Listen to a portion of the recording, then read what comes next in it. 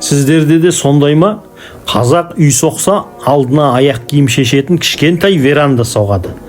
Ол тар лай бөлмеге айланады. Сосын шыққанда есік алды лай мұз боп кетті деп навес жасайды. Жел үрлеп кетті ғой деп ол навесті кірпішпен өріп қоршайды. Сосын ол да бір бөлмеге айланады. Сосын тағы да аяқ киім шешетін веранда соғады. Жалғама боп кетті ғой деп кіршан алып тастап бәрін бір жаппа қылып қайтадан жабады. Сонымен ол үлкен үйге айланады.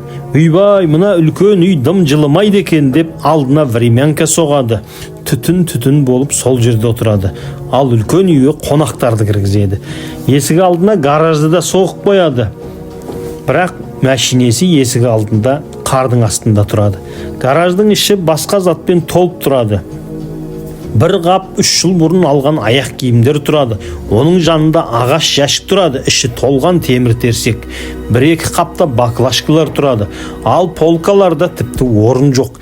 Ескі бесік, ходунок, үзеңгі, арқан, кетпеннің сынған сабы, ескі үтік сияқты заттар толып тұрады.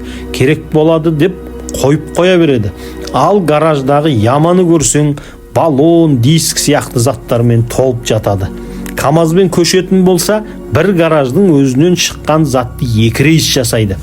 Қорасында сондай. Шөпті навестің астына жинап қояды. Сиыр байқұс қардың астында жатады. Иттің ұясын қатырады. Үлкен қып әдемілеп жасайды. Бірақ ит ол жерге кірмейді.